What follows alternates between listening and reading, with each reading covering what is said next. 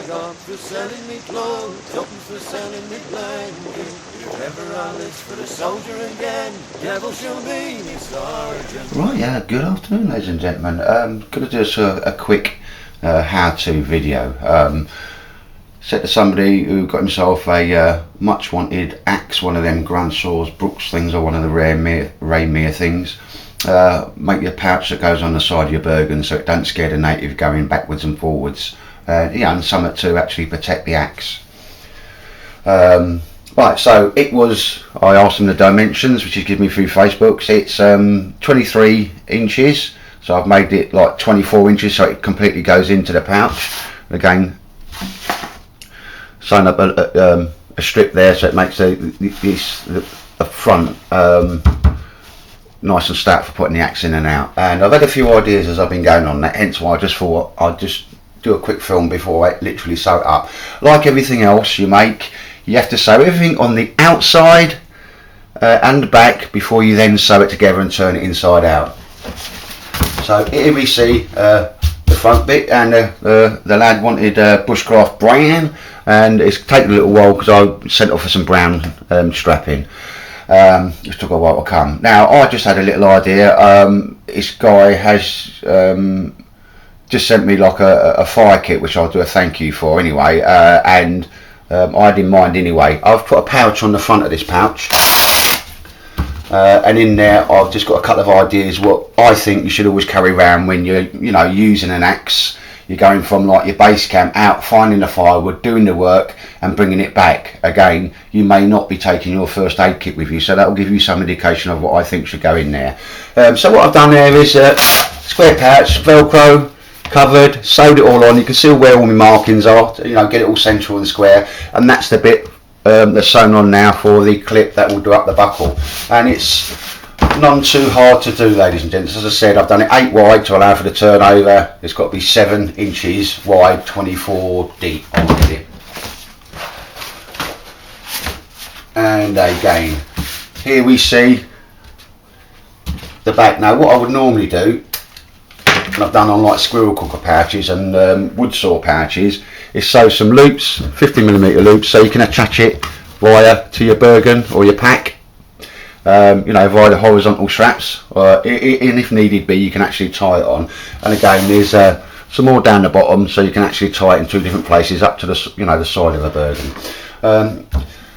Now it was at the time, I think it was at the forest string, I actually said, well, if you're going to be using this A to B, a little Mactite wood improvement upgrade. So what we here, 50mm webbing, and again it's brown. I wanted to do the whole thing brown. I've got loads of green webbing, but I waited for that to come. Was a shoulder strap on it. So once you're going from A to B, and this is the back of the pouch we're looking at, I've actually just sewn on there Fastex click, 50mm webbing, and 25mm webbing, and there you see the shoulder strap, which is cool. And when you're not using the shoulder strap, that folds down and almost fits flat with the Bergen. Right, ladies and gents, so here it is. There's the back, there's the flap, which I've still yet to make, and I always do that afterwards. But now what I've got to do, and you've got to remember to do, is the right side in, and remember to keep all your straps out of the way, is literally, there's me marking of where it's got to be sewn to, there. Sew it inside out, down that edge, and again making sure you don't sew onto or through any of the buckles.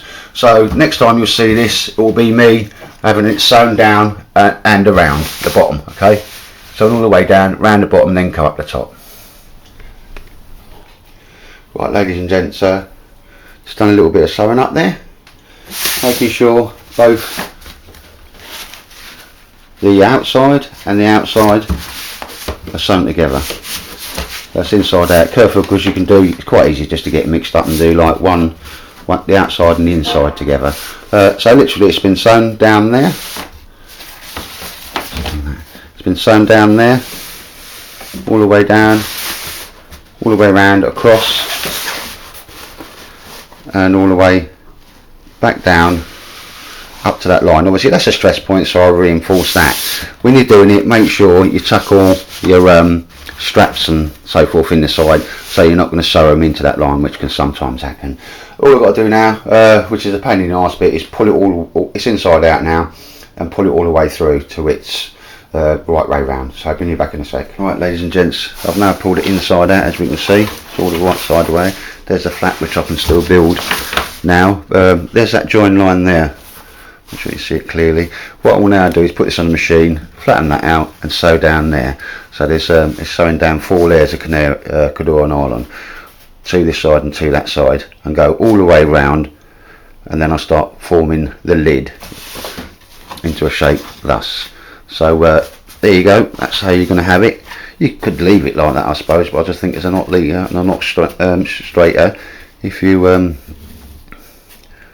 do that, you'd sew down all the way round, and then as you finish off each side, you can sort out the actual top of your pouch. Bring it back. Right, ladies and gents, we can see the pouch sewn up now. I've as I said before, just gone round the sides, so just unloosening the screw there.